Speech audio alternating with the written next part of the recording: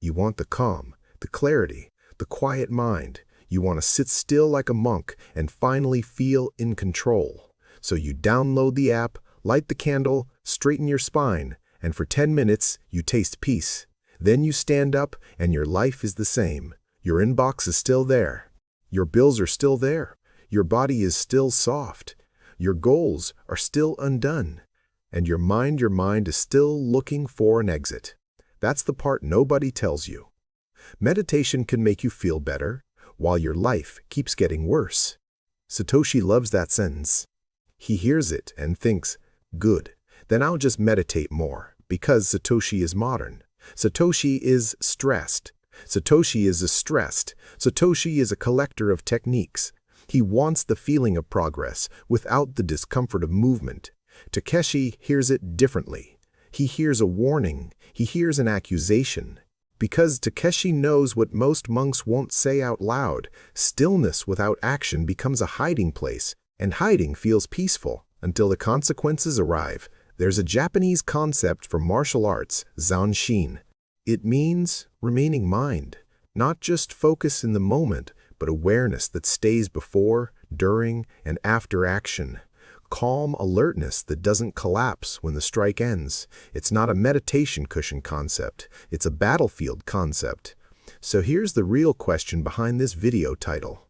Do you meditate to become more awake, or do you meditate to avoid your life? Because there is a type of meditation that makes you sharper, cleaner, braver. And there is a type of meditation that turns into spiritual procrastination. Satoshi will deny it, of course. He'll say, no, I'm healing. He'll say, I'm regulating my nervous system. He'll say, I'm doing inner work. And Takeshi will respond, coldly, with one sentence. If your inner work never becomes outer proof, it's not work, it's sedation.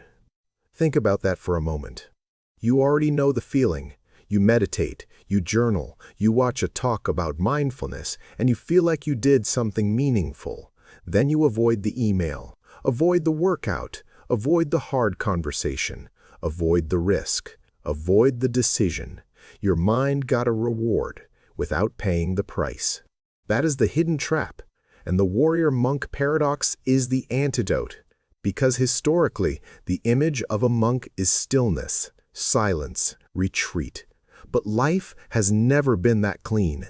Even in Japan, there were warrior monks who were both religious and formidable fighters, shaping medieval history. Men of prayer and men of action. Whether or not you care about the history, the symbol matters.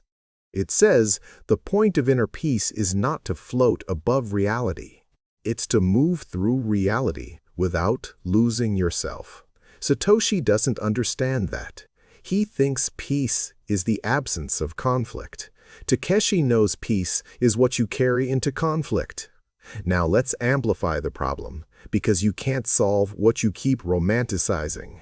Modern self-improvement has created two new religions. One is hustle, constant movement, constant grinding. No rest, no reflection. It makes you productive and miserable. The other is escapism, constant reflection, constant healing, constant processing, no responsibility.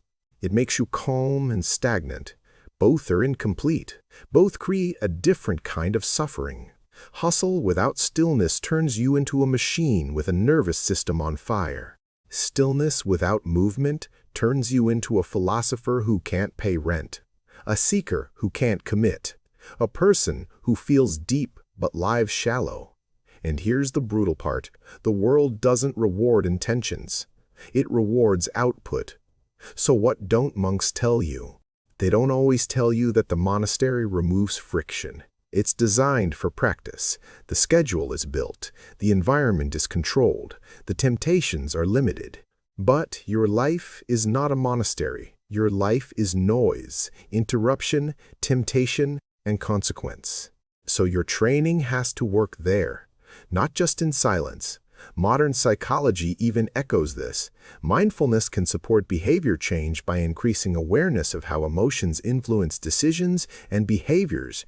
But awareness alone is not the behavior. Awareness is the moment before the choice. That's the truth bomb. Meditation is not the transformation. Meditation is the space where transformation becomes possible. If you don't step through that space with action, nothing changes. Now watch the contrast play out. Satoshi meditates and uses the calm as a reward. I feel better, so I deserve to relax. Takeshi meditates and uses the calm as a weapon. I feel clear, so I will do what I've been avoiding. Satoshi uses meditation to lower pain. Takeshi uses meditation to increase accuracy. Satoshi wants to feel less.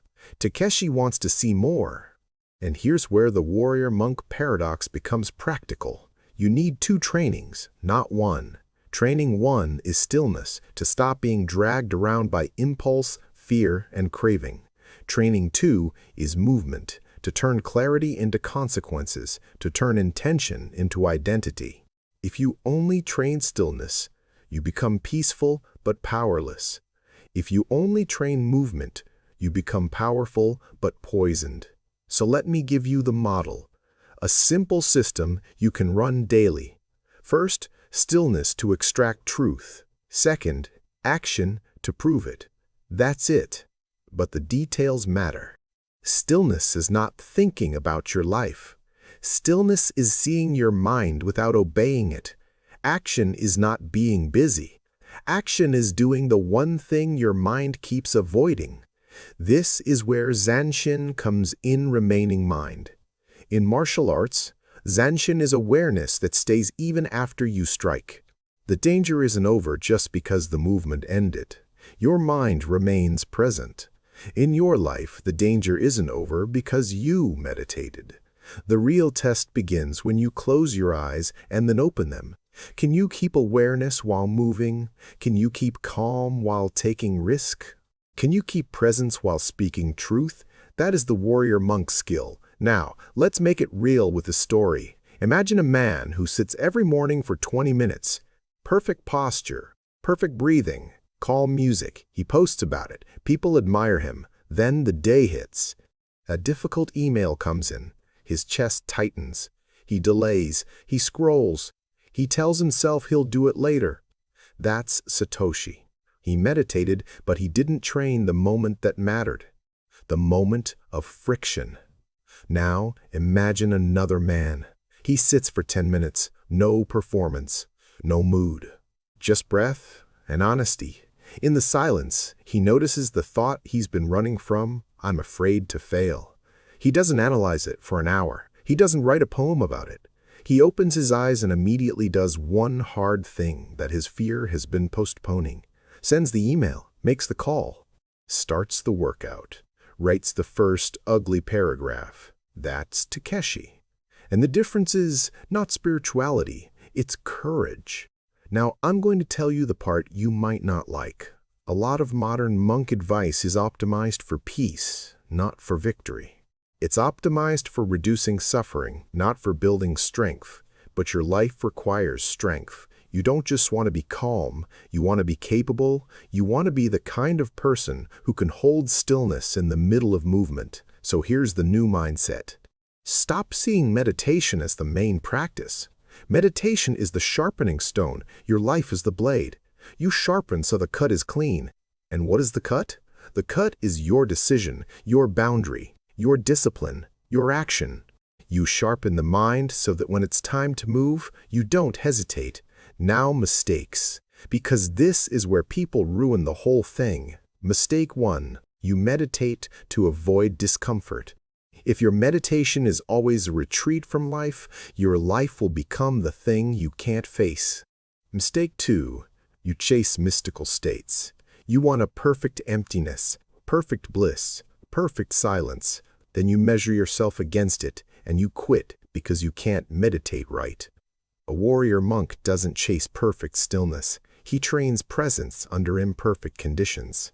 Mistake 3. You separate practice from character. You can meditate and still be dishonest. You can meditate and still be lazy. You can meditate and still be lazy. You can meditate and still betray your future. Meditation doesn't automatically make you good, it makes you aware. You still have to choose. Mistake 4. You use action as a drug.